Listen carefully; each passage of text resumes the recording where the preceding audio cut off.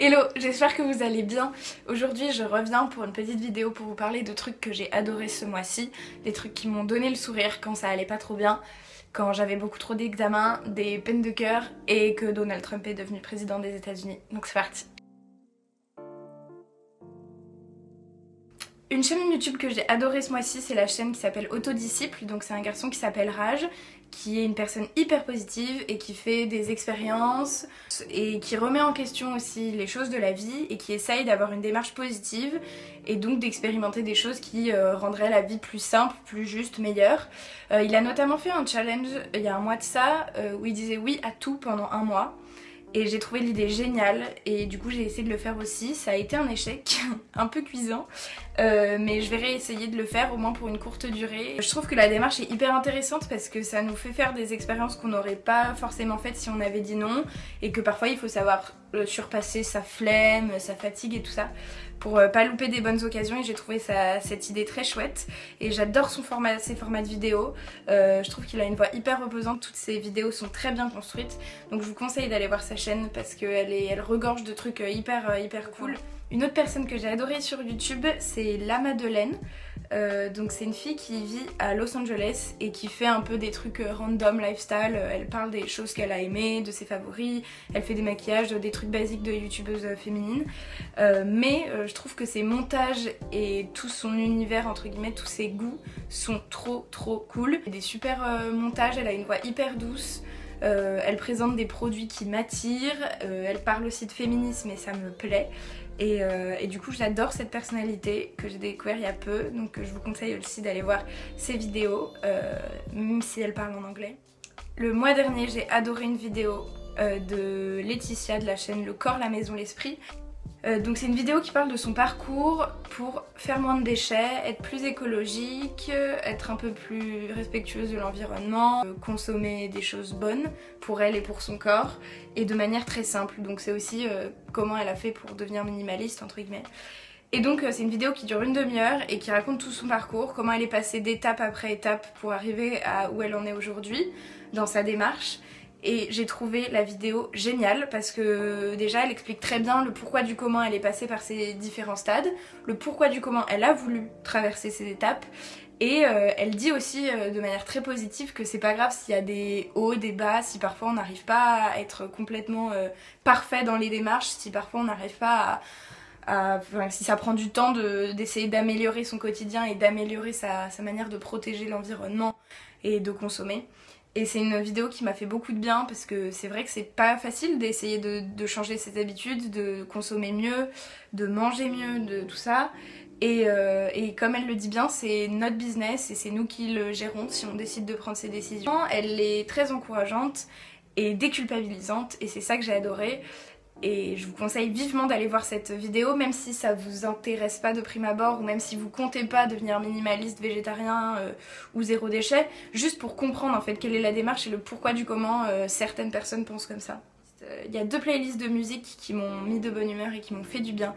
La première, c'est un album intégral dont je ne me rappelle plus le nom, de Louis Armstrong et Ella Fitzgerald. Donc c'est du jazz et c'est juste trop beau, donc c'est quelque chose que j'écoute en boucle tout le temps quand je travaille, quand je suis un peu triste, quand je vais bien, juste en fond. Je trouve que c'est hyper apaisant, qu'ils ont des voix magnifiques, que les paroles sont trop belles. Louis Armstrong, il a une place assez importante dans ma vie parce que je l'associe à mon grand-père, à la maladie de mon grand-père, et je trouve que cet album là est juste trop bien. Il procure des sensations hyper diverses et variées mais toujours très intéressantes, et je trouve que c'est une très belle ambiance qui se dégage de ces deux voix, donc je vous conseille de les écouter. Il y a aussi une autre playlist que j'ai adorée. En fait c'est une playlist de rap québécois que j'ai découvert à travers la vidéo de Solange te parle sur justement le rap québécois. À côté de ça, il y a un youtubeur québécois fan de rap, enfin pas fan de rap mais qui s'y connaît bien en rap, qui lui a fait une playlist, et cette playlist est trop bien et je partage complètement le sentiment de Solange quand elle dit que le rap québécois est quelque chose de super doux, parce que malgré le très fort accent quand il parle français, il faut un mélange d'anglais-français que je trouve assez puissant dans la maîtrise des mots, et c'est ce que j'ai adoré. Et du coup je vous conseille aussi d'aller voir cette playlist là. Ah oui, une autre vidéo dont je vous ai pas parlé qui m'a fait du bien, et en fait c'est plus un concept que j'ai essayé d'adopter il y a quelques temps, c'est la Miracle Morning Routine. En fait j'ai eu cette idée là après la vidéo de Nolika, qui est une youtubeuse qui fait de la musique, qui fait comme un journal, un carnet de bord de son évolution en termes de musique. Je vous conseille d'aller voir sa chaîne, c'est hyper intéressant pour voir l'évolution de son travail et les défis qu'elle se donne pour réussir à faire son objectif, c'est-à-dire devenir chanteuse et faire de la musique sa vie. Donc dans une vidéo, elle explique qu'elle est démotivée et qu'elle va faire le Miracle Morning. Le Miracle Morning, en fait, c'est un concept californien qui a pour but de te faire te réveiller 2 heures avant ton réveil, genre 5, 6 ou 7 heures du matin en fonction de quand tu te réveilles, pour faire de la méditation, un sport, avoir des pensées positives, écrire, lire. Donc c'est cette espèce de rituel du matin, il sert à prendre du temps pour soi et à réussir à accomplir pas mal de choses en une journée, condensées sur 2 heures pour commencer la journée du bon pied et être plus positif.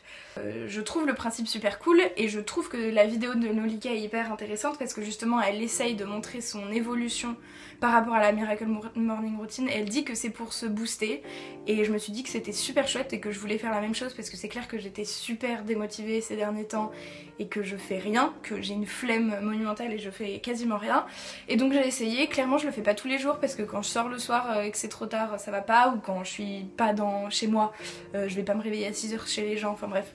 La vie fait que je peux pas le faire tous les jours, mais j'essaye de le faire au maximum la semaine quand j'ai cours. Genre rien que de m'être imposé de faire 10 minutes de méditation tous les matins, c'est quelque chose qui fait du bien et que je vous conseille. Alors c'est vrai que ça fait peur de se lever aussitôt et que parfois c'est horrible parce que ça fait mal aux yeux, mais de faire la méditation, d'avoir des pensées positives, de prendre le temps de lire, d'écrire, c'est vrai que ça fait un peu du rangement dans le corps en fait, et dans l'esprit aussi. Et ça fait du bien de commencer la journée comme ça. Et par la même occasion, je vous conseille d'aller voir la chaîne de Nolika parce que je trouve qu'elle aussi, elle a une démarche positive d'encourager les gens en faisant des vlogs chaque semaine pour expliquer son évolution avec la Miracle Morning Routine et le retour de la motivation. J'aime cet élan de positivisme et de motivation quand l'hiver arrive et qu'il fait froid et qu'on est tous au bout du trou et qu'on se sent seul. J'ai trouvé la démarche super chouette et donc je la remercie pour ça. Une autre illustratrice que j'adore, que je suis déjà depuis 3 ans, elle s'appelle Caroline Mills. C'est une jeune américaine qui fait des dessins que je trouve fabuleux. J'adore son traitement des couleurs, j'adore la maîtrise qu'elle a des portraits et la force qu'elle donne à travers les visages, donc je vous conseille de la suivre aussi. Pendant qu'on y est, je vous conseille encore vivement d'aller voir le compte Instagram de Sophie Fontanelle, qui pour moi est une dose d'inspiration, de bonne humeur, de belles pensées tout le temps. Je trouve que c'est une lumière, cette femme, vraiment. Elle a des idées géniales et elle passe des messages comme ça tout au long de la journée à travers son Instagram qui sont géniaux. Et je vous conseille aussi par la même occasion le compte Instagram de Johan Sfar, parce qu'il illustre l'actualité politique au jour le jour. Dernièrement il a pas mal illustré Fillon et je trouve ça à mourir de rire et vraiment génial et plein d'esprit aussi, donc je vous conseille d'aller voir ça. C'est tout pour les trucs que j'ai beaucoup aimé ce mois-ci. J'espère que ça vous a plu. Si vous avez d'autres idées de choses positives, de belles choses de la vie que vous voulez me partager, je suis toute oui. Bientôt je vous sortirai une vidéo d'un week-end à Barcelone avec une copine que j'ai fait mais que je dois finir. Je pense aussi que je vais essayer de faire une petite vidéo sur Madrid, bien que j'ai eu des problèmes de téléphone là-bas. Je vais essayer de faire quelque chose avec les images que j'ai, parce que j'ai adoré cette ville, j'ai adoré l'énergie qu'il y avait là-bas. Bientôt il y aura le bilan culturel aussi, le bilan culturel de novembre déjà. Et ben voilà. Voilà, c'est tout. J'espère encore une fois que ça vous a plu. Si c'est le cas, n'hésitez pas à aimer et à vous abonner. Je vous souhaite une très bonne journée ou soirée et je vous dis à bientôt. Pourquoi j'ai fait ça?